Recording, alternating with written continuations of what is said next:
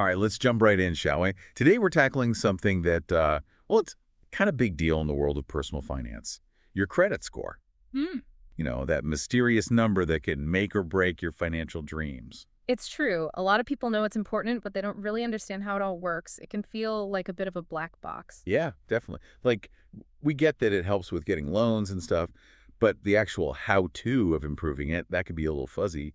Plus, there are all these myths floating around like, well, just checking my score hurt it. Oh, yeah, the myths. We'll definitely get to debunking those later. There are a lot of misconceptions out there. Can't wait for that. Okay, so back to basics. Think of your credit score like, kind of like your financial GPA, right? Mm. It shows lenders how responsible you are with money, especially borrowed money. And it really reflects your habits over time, which I find pretty interesting.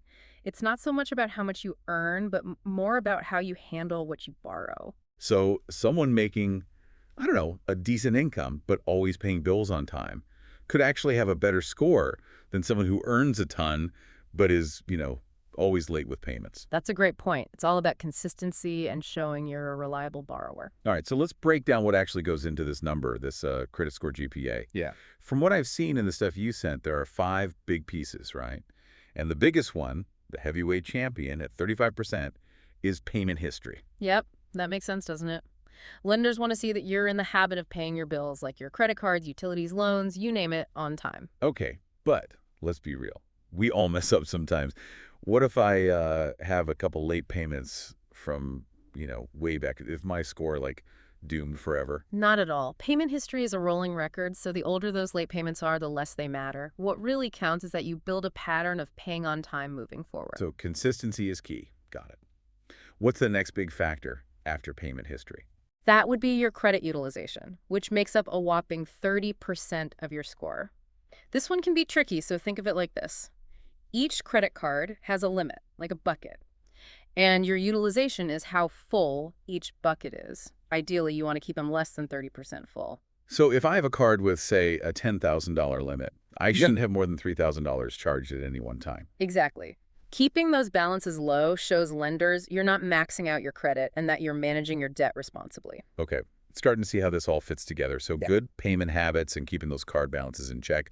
What about the other factors, the other 35% of the score? The next piece is the length of your credit history, which accounts for 15%. This is basically the average age of all your accounts and how long you've had your oldest one open. So basically, the longer you've been using credit responsibly, the better. Yeah, pretty much. It shows a pattern of responsible borrowing over time. But don't worry if you're new to credit or haven't had much time to build a long history. It's still about consistency. Even with a shorter history, you can show you're managing your credit well by using what you have responsibly. Good to know. I'm sure that's comforting for anyone just starting out. Okay, down to the last 2. What's next? The next 10% comes from your credit mix.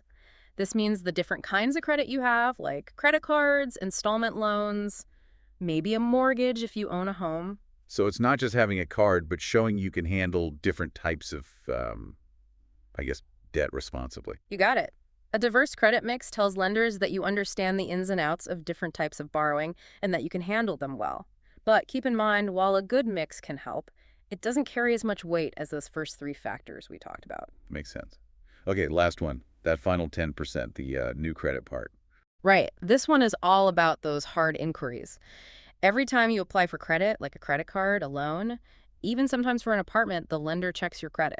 And I've heard that too many of those hard inquiries can actually lower your score. Is that right? That's right.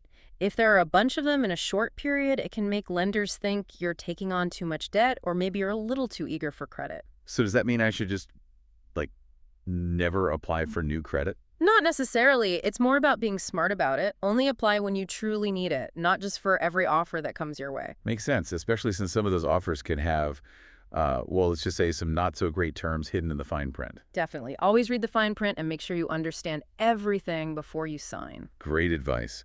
So we've got the 5 main parts of a credit score down, but what do the numbers actually mean? You hear people say good credit, bad credit, but where does that fall on the number scale? That's a great question. And it's something we'll dive into right after this. We'll break down those credit score ranges and what they mean for your borrowing power.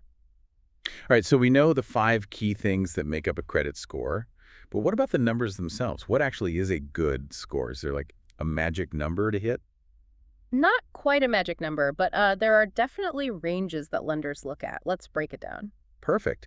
Earlier, you mentioned a poor range. Yeah. Where does that fall, and uh, what does it mean for someone who's in that range? So scores from 300 to 579 are usually considered poor. People in this range might have a really tough time getting approved for any kind of credit, and even if they do get approved, they're probably going to be stuck with much higher interest rates. Hmm, that's rough. Definitely don't want to be paying those crazy high rates. What's the next step up from poor? Next is fair, which is from 580 to 669. You might have a better chance of getting approved for credit, but you're probably still not going to get the best interest rates that lenders offer to, their most reliable borrowers. So it's kind of like passing, but not with flying colors. Good analogy. You're getting by, but there's definitely room for improvement.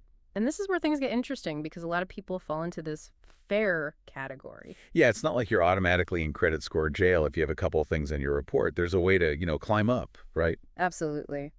And that path takes us to the good range, which is from 670 to 739. This is where things start to look pretty good.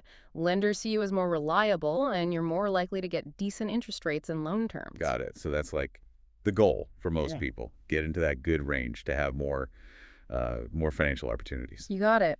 And of course, there are even higher tiers with even more benefits. From 740 to 799 is very good. Here, you're pretty much a rock star borrower, likely to get access to the best rates and maybe even those premium credit card offers with all the perks. So very good gets you the VIP treatment from lenders. What about the ultimate credit score? The perfect score, I mean. That's the excellent range, from 800 to 850. You're basically a lender's dream at this point, getting the absolute best rates and terms imaginable, like having a financial superpower. Wow, that's quite a spread. Okay, so someone's listening to this and they're thinking, okay, this is all great, but how do I even know what my score is? Thankfully, checking your score is a lot easier than it used to be. Many credit card companies will show you your score right on your statement, or you can find it through their online banking. Yeah, I remember seeing mine right on my credit card app. Super handy. Very convenient. And if your card company doesn't offer that, you can always go directly to the source, those three big credit bureaus, Equifax, Experian, and TransUnion. You can request your score from any of them. And there are sites like Credit Karma and Credit Sesame. Those give you a free score too, right? Plus some tools to track your progress. Those are great resources. They can help you keep an eye on your score and see how your financial choices are affecting it.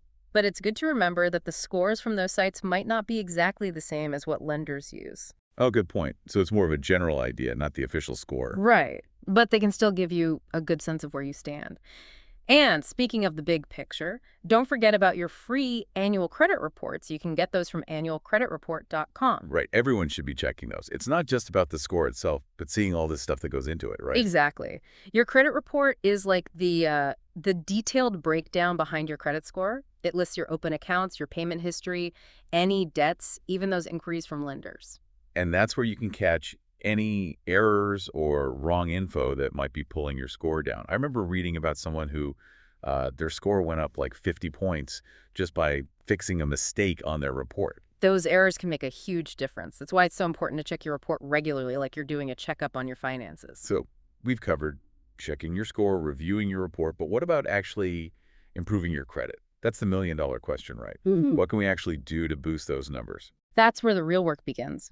And while there's no overnight miracle, there are proven strategies that can make a real difference. All right, let's hear them. I'm ready for some actionable tips. First things first, let's go back to the golden rule of good credit. Pay those bills on time. Can't emphasize this enough. Okay, I'm sensing a theme here. Yeah. But what if I'm, the type of person who's always forgetting due dates?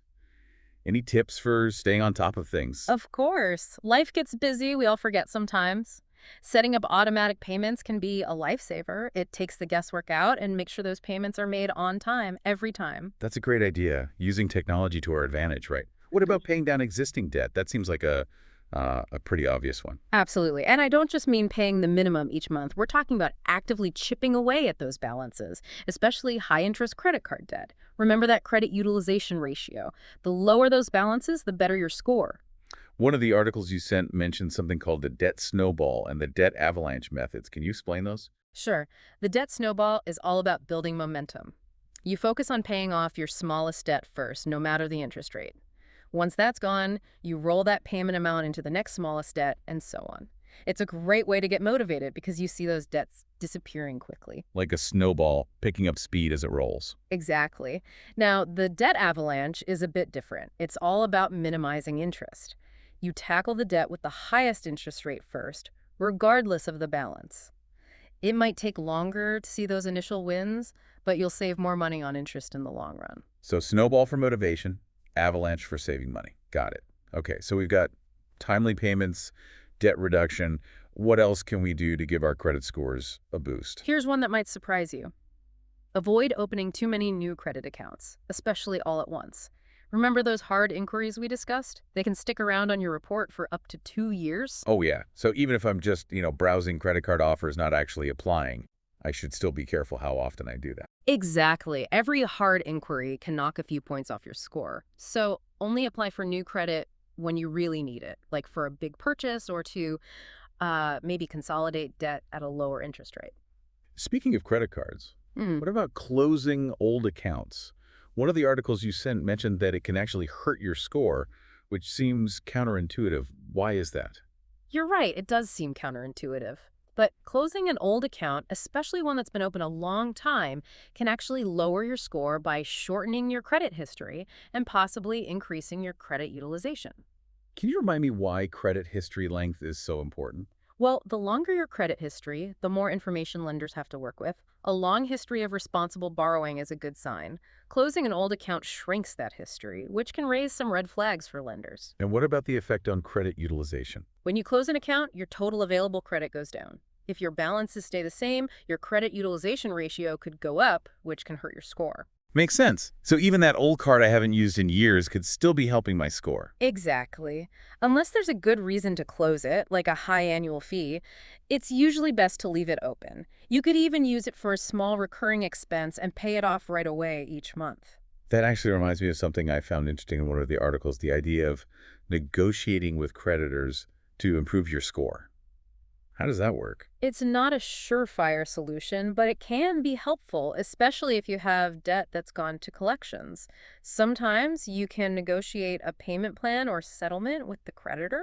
So you're working out a deal to fix things and hopefully get those negative marks removed from your credit report. Exactly. And if you can pay off a collection account completely, some creditors will agree to remove it from your report altogether. That'd be huge. So even if you've had some financial setbacks, there might be ways to get back on track. Definitely. It's never too late to take charge of your credit and work towards a better financial future. This is all super helpful, but, there are a lot of myths and misconceptions about credit scores out there. I'm ready to bust some myths. What should we tackle first? Let's start with a classic. Does checking your own credit score lower it? So myth number 1, checking your own score, does that actually lower it? I feel like I've heard that one a million times. Yeah, that's a really common one. But thankfully, it's totally false. Checking your own score is what they call a soft inquiry, and it has zero impact on your score. So I can check it every day, like obsessively, and it won't hurt my chances of getting a loan or anything. You absolutely can. In fact, it's a good idea to keep an eye on it regularly. It's good to know where you stand, financially speaking. Think of it like checking your blood pressure. It's the inquiries from lenders, the hard inquiries that they call them. Those are the ones that can potentially ding your score. Okay, so that one's busted. What about closing those old credit cards? We talked earlier about how that might not be as good as we think. Is that another myth? Yep, that's another one that trips people up. It seems logical that closing a card you don't use would be good, right? But it can actually lower your score by shortening your credit history and maybe even increasing that credit utilization ratio we talked about. So maybe hold off on that credit card purge then. Exactly. Unless there's a really good reason to close an account, like high annual fees, or maybe it's a card that tempts you to overspend, it's usually better to just leave those old accounts open. They can help you by showing a longer history of responsible credit use. Good to know. Okay, here's one I've always wondered about. Does your income actually affect your credit score? I mean, you'd think someone who earns more would automatically be a safer bet for lenders. It seems like it would, right? But surprisingly, your income doesn't directly factor into your credit score at all. It's all about how you manage the credit you have, not how much money you bring in. So you could be making bank but still have a terrible score if you're not, responsible with your borrowing? Exactly. The credit scoring system is focused on your behavior, your habits as a borrower. It's about showing those positive financial habits that we've been talking about. All right, last myth I want to tackle. This one's a big one. The idea that you have to carry a balance on your cards to build credit. Is there any truth to that? None whatsoever. That's one of the biggest misconceptions out there, and it can end up costing you a lot of money in interest. Right. Why give those credit card companies extra money when you don't have to? Exactly. You can build good credit just by using your cards responsibly and paying your balances in full every month. So to recap those mythbusters, checking your own score is totally fine. Holding on to old credit cards can actually be a good thing. A big salary doesn't mean a good credit score. And you definitely don't need to carry a balance to build credit. It all comes down to understanding how credit scoring works and making smart choices about your finances. I think a key takeaway here is that good credit isn't just about loans and credit cards. It really affects so much more. Absolutely. Good credit opens up a lot of opportunities. It helps you get better interest rates on things like mortgages and car loans, which can save you a ton of money over time. And it can even affect your insurance premiums and rental applications, right? That's right. A lot of landlords use credit scores to screen tenants. A good score can really help you get that apartment you want. And some insurance companies use credit-based scores to decide what you'll pay for insurance. Wow, it really is a big deal. It's like this hidden factor that influences so much of our lives. Definitely something to be aware of, but the good news is you have the power to change it. By understanding how it works and taking steps to manage your credit well, you can really set yourself up for financial success. Great point. So before we wrap up this deep dive, let's give our listeners the key takeaways one more time. Your credit score is a number that represents how credit-worthy you are. It's based on 5 main things: payment history, credit utilization, length of credit history, credit mix, and new credit. And remember, building good credit is a journey. It takes time, consistency, and commitment to those good financial habits. Perfectly said. If you haven't already, take some time to check your score, review your credit report, and start putting those strategies we talked about into action. Each step you take to improve your credit is a step towards a brighter financial future. Think of it as investing in yourself, something that'll pay off for years to come. Couldn't agree more. Thanks for joining us on this deep dive into the world of credit scores. Until next time, keep learning and keep leveling up your financial game.